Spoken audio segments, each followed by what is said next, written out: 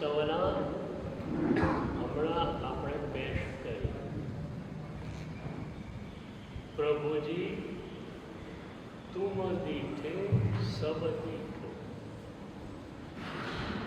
પ્રભુ અનંતા જન્મોની અંદર માત્ર તારું દર્શન ન મળે.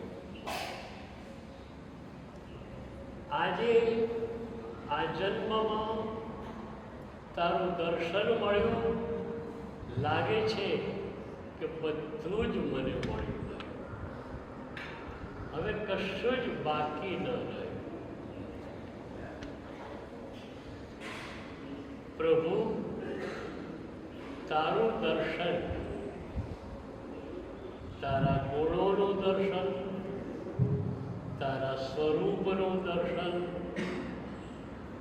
મારી ભીતરની યાત્રામાં મને આગળ વધારે છે. અત્યારે તારા મુખ ઉપર વિતરાગતાની કેવી એક ધારા વિલસી રહી છે. દુનિયાની કોઈ વ્યક્તિ, કોઈ પદાર્થ તને આકર્ષી શકે નહીં. તું વિતરાગ છે, પણ પ્રભુ મારી વિતરાગતાને તું ખોલી આપે, એટલા માટે હું તારી પાસે આવ્યો છું.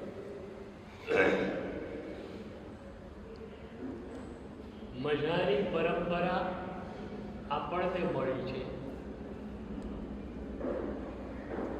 પરના રાગમાંથી પરમનો રાગ અને પરમના રાગમાંથી સ્વની અનુભૂતિ. તો પ્રભુ તારામાં મને એટલું સંમોહિત કરી દે કે તારા વિના દુનિયાની એક પણ ચીજ, એક પણ વ્યક્તિ મને આકર્ષી ન શકે. બસ ગમે માત્ર તું, તું અને તું. આ પરમનો જે રાગ છે એ જ મારી વિતરાગ દશાને ધીરે ધીરે ખોલે છે. અનંતા જન્મોમાં પદાર્થો જોડે પ્રીત કરી, વ્યક્તિઓ સાથે પ્રીત કરી, પરિણામ નરક અને નિગોદરી સફર. પ્રભુ આ જન્મમાં તું મળ્યો, મારી વિતરાગ દશાને તું પ્રગટ કર્યા. તારા મુખ પર જે પ્રસંગ રસનું ઝરણું વહી રહ્યું છે એ જોતા જ મુગ્ધ થઈ જવાય છે. આવો પ્રસંગ રસ માનતુંગાચાર્યે ભક્તાવર સ્તોત્રમાં કહ્યું, ये शांत राग रुचि में परमाणु विस्तो.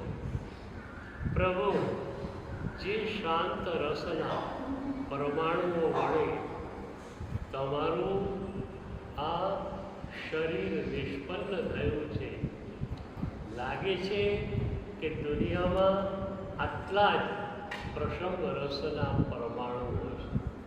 કારણ કે આવું શાંત રૂપ દુનિયામાં બીજે ક્યાંય જોવા મળતું નથી, મળ્યું પણ નથી.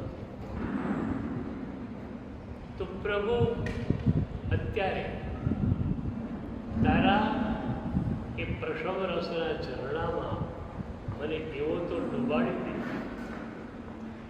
કે મારી ભીતર પ્રસંગ રસનું ઝરણું ચાલુ થયું. પ્રભુજી તુમ દીઠે સબ દીઠો.